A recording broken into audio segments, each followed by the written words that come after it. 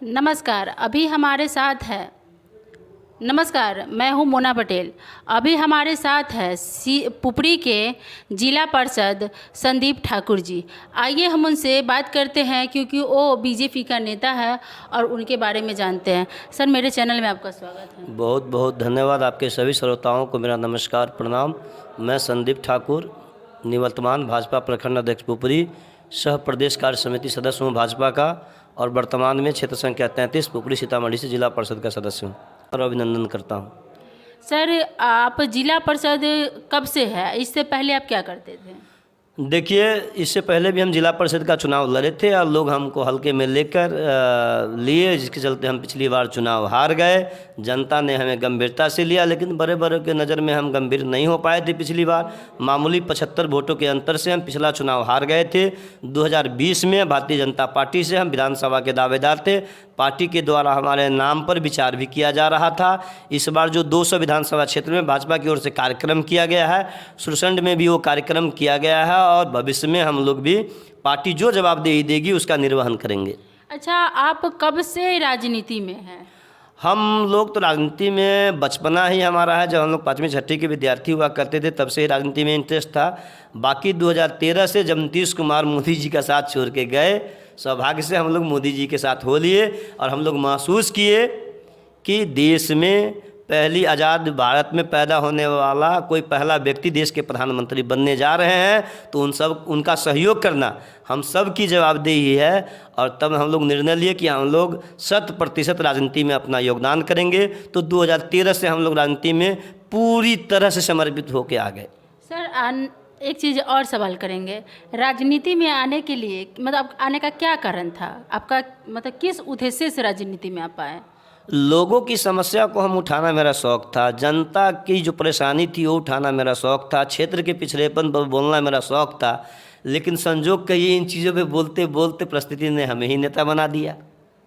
अब इसमें मेरा कोई कसूर नहीं है, परिस्थिति का दिन है, और ईश्वर ने हमें मौका दिया है, तो हम जवाबदेही से भाग नहीं सकते हैं। हमें जो जवाबदेही जनता ने दिया है उसका भली भांति हम निर्वहन करते हैं। क्षेत्र में भी हमारी यही पहचान है। अब लोगों ने छोटा योगी के नाम से जो छोटा सा एक उपाधि हमको दे दिया है, ये बहुत बड़ी जवाबदेही है। नाम तो बहुत छोटा है, लेकिन बहुत बड़ी जवाबदेही है। चूँकि योगी जी के कौन नहीं जानता है, हिंदुस्तान में योगी आदित्यनाथ जी जो चरित्र हैं, जो आदर्श हैं, मैं खुद उनका बहुत बड़ा प्रशंसक हूँ। और जो नाम छोटा योगी का दिया गया है, बहुत बड़ी हमारी जवाबदेही को बढ़ाता है। और निश्चित रूप से जो विधायक सांसद जहाँ उनकी बोलती बंद हो जाती है, हम लोग वहाँ भी बोलना पसंद करते हैं। सत्ता में भी थे, जब बिहार में एनडीए की सरकार नीतीश कुमार के साथ चल रहा था, उस दिन भी हम सरकार की बुराइयों के खिलाफ बोला करते थे, सरकार की कमियों पर आलोचना करते थे।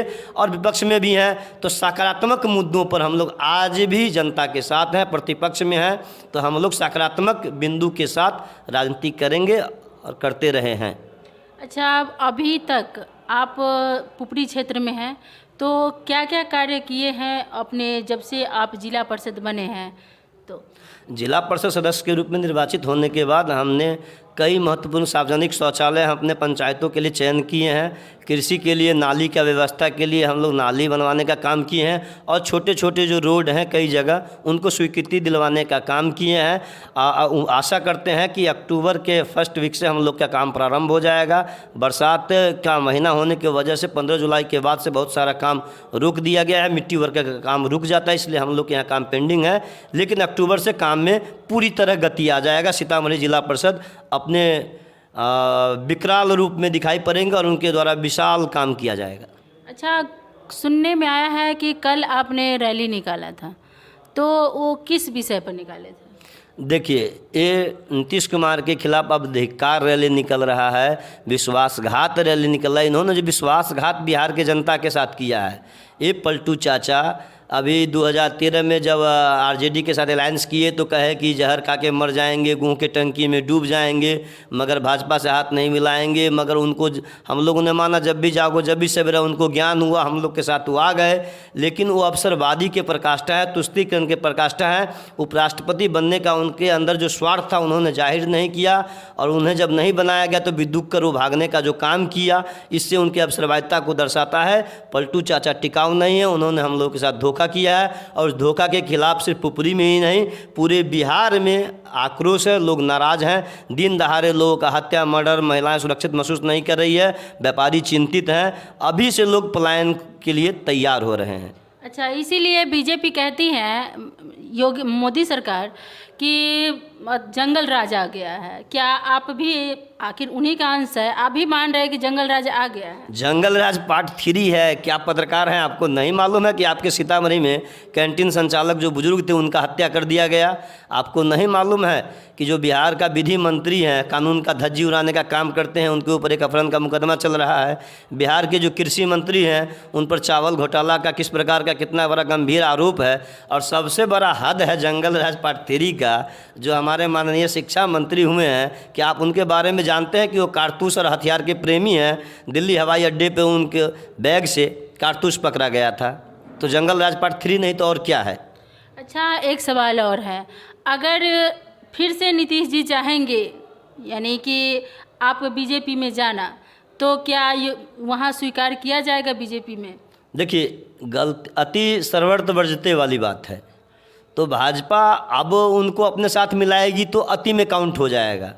नीतीश कुमार हम लोग के साथ आए, कार्यकर्ता को पहले भी स्वीकार नहीं था, मगर केंद्रीय नेतृत्व, प्रदेश नेतृत्व के इच्छा के अनुसार लोगों ने स्वीकार किया, लोगों ने सराहा, लोगों ने माना कि हो सकता है कि नीतीश कुमार से जो भूल हो गई है, उनके आत्मा में परिवर्तन आ गया है, उनके नीयत में सुधार आ गया होगा। लेकिन जो कहावत है ना कि नेचर और सिग्नेचर नहीं बदलता है, तो नीतीश कुमार का नेचर और सिग्नेचर नहीं बदला है। नीतीश कुमार आरजेडी में गए हैं, आरजेडी को भी वो ध्वस्त कर देंगे, कोई गारंटी नहीं कि वो कितना देर कहाँ रहेंगे। तो भाजपा में अब उनके आने की कोई गुंजाइश नहीं है। 2024 में नीतीश कुमार का सिलेबस राजनीति में समाप्त होने जा रहा है। 2024 में मैं फिर से दावे से कह रहा हूँ, 2024 में नीतीश कुमार नाम का सिलेबस राजनीति से ख़त्म होने जा रहा है। अच्छा, अभी जो तत्काल में बीजेपी का गठबंधन टूटा है जदयू के साथ, उस पर आपका क्या कहना है, क्या कारण है टूटने का? देखिए, नीतीश कुमार अवसरवादी के प्रकाष्ठा पे रहने वाले लोग हैं, और पलटू चाचा, उल्टू चाचा उनका नाम ही है। कहीं ना कहीं उनको उपराष्ट्रपति नहीं बनाने का जो टीस है, चूँकि बार बार कहते हैं मुझे पद में कोई लोभ नहीं है, पद में कोई लोभ नहीं है, लेकिन बराबर इस दल से उस दल, इस दल से उस दल गठबंधन तोड़ते हैं और मुख्यमंत्री की कुर्सी पर जाके चिपक जाते हैं। उपराष्ट्रपति का जो हंगामा हुआ था और उन्हें नहीं बनाया गया, उन्हें जो भाव नहीं दिया गया, इससे जो है सो विदुक के वो गठबंधन तोड़ने का काम किए। अच्छा, अब बताइए कि पार्टी का कंडीशन कैसा है? बहुत अच्छा है। भाजपा के जो वास्तविक कार्यकर्ता हैं, जो ज़मीनी कार्यकर्ता हैं, उनमें बड़ी उत्साह है, बहुत उत्साह है। और जनता भी चाह रही थी कि ऐसा जो बेमेल रिश्ता हो गया था नीतीश कुमार के साथ हम लोगों का, नीतीश कुमार जिस प्रकार की राजनीति करते हैं, और कम्युनलिज्म नहीं करने की बात करते हैं, लेकिन सबसे बड़े कम्युनलिज्म की बात करते हैं।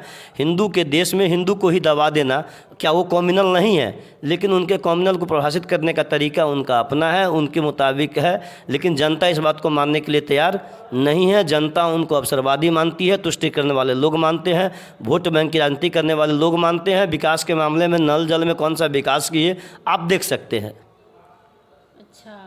अच्छा, अब बताइए कि प्रतिपक्ष का नेता कौन बनेगा?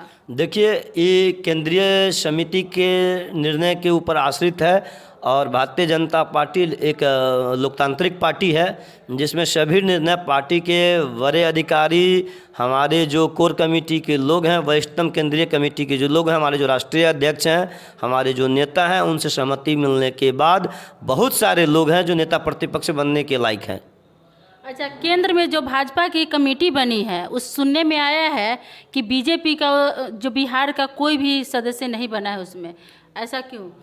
ऐसा कोई पैनिक बात नहीं है कि बिहार के लोगों को चुनाव समिति में क्यों नहीं जगह दिया गया, कार्य समिति में क्यों नहीं जगह दिया, ये बड़ा मुद्दा नहीं है। बड़ा मुद्दा है कि बिहार के लोग हमेशा त्याग के प्रतिरूप रहे हैं, इन्होंने त्याग किया है, और बिहार के लोगों ने हमेशा देश का दिशा और दशा तय करने का काम किया है। भारतीय जनता पार्टी को ऐतिहासिक रूप से 2024 के लोकसभा चुनाव में जीत दिलाकर जो विरोधियों के द्वारा चुटकी लिया जा रहा है, उनकी इस बात का जवाब दिया जाएगा। अच्छा, विपक्ष में आपका क्या भूमिका है? विपक्ष में हमारी जो भूमिका है, जो गुड गवर्नेंस, ये जो माननीय मुख्यमंत्री नीतीश कुमार जी कहते हैं न्याय के साथ विकास, तो उनका सिर्फ कथनी है। हम लोग कथनी और करनी में विश्वास करते हैं कि जो कहें वो करें। न्याय के साथ जो विकास होना चाहिए, गरीबों का जो आवाज़ उठाना चाहिए, हम लोग इसके मुताबिक काम करेंगे। लोगों को रोज़गार उपलब्ध करवाएंगे, बेटियों को मान सम्मान देने का काम करेंगे, व्यापारियों को सुरक्षा प्रदान करने का काम करेंगे, आवागमन की सुविधा उपलब्ध करवाएंगे। 2024 में मैं फिर से दावे से कह रहा हूँ, 2024 में नीतीश कुमार नाम का सिलेबस राजनीति से ख़त्म होने जा रहा है। अच्छा, हमारे चैनल के द्वारा आप जनता को कुछ कहना चाहेंगे? आपके चैनल के द्वारा हम जनता को कहना चाहेंगे कि अफवाहों का शिकार न हो, बुराइयों का डटकर सामना करें। चूँकि बुराई करने वालों से ज़्यादा बुराई सहने वाला को दोषी माना गया है। आपकी क्षेत्र की जो समस्या है, निश्चित रूप से सोशल मीडिया के माध्यम से अपनी अपनी आवाज़ को बुलंद करते रहें। देश के खिलाफ जो साजिश करने वाले लोग हैं और उनकी जो सहायता करने वाले लोग हैं, उनके खिलाफ आप सभी श्रोताओं को चाहते हैं कि वो एकजुट हो जाएं और भारत को जो मजबूत करने वाले माननीय प्रधानमंत्री मोदी जी के नेतृत्व में जो हिंदुस्तान की राजनीति ने नई करवट लिया है, दुनिया में जो नई क्रांति आई है, भारत जो विश्व गुरु बनने की ओर अग्रसर है, इसको इस दिशा में बनाए रखने के लिए, देश को मजबूत करने के लिए वसुधैव कुटुंबकम का जो नारा है, इसको वास्तविक चरितार्थ करने के लिए, अपराधियों का बोलबाला नहीं हो, इन सब के लिए हम सबको जात पात धर्म से ऊपर उठकर एकजुट होने की ज़रूरत है। चूँकि जात अमीर और गरीब की है, ज़रूरतमंद एक अलग जात है। किसानों की कोई जात नहीं होती, विद्यार्थियों की कोई जात नहीं होती, बेरोजगारों की कोई जात नहीं होती, प्रतिष्ठितों की कोई जात नहीं होती। इसलिए जातीय भेदभाव से ऊपर उठकर लोगों को एकजुट होकर क्षेत्र, देश, प्रदेश के विकास करने वालों को मौका देना चाहिए। यही हम इन लोगों से प्रार्थना करते हैं। बहुत बहुत धन्यवाद। तो अभी हमारे साथ जुड़े थे जिला परिषद संदीप ठाकुर जी, और उन्होंने जो बताया उसके बाद आप क्या समझते हैं हमारे कमेंट बॉक्स में कमेंट करके ज़रूर बताएं। कैमरामैन हमारे सहयोगी अभिषेक प्रियरंजन के साथ मैं मोना पटेल, धन्यवाद।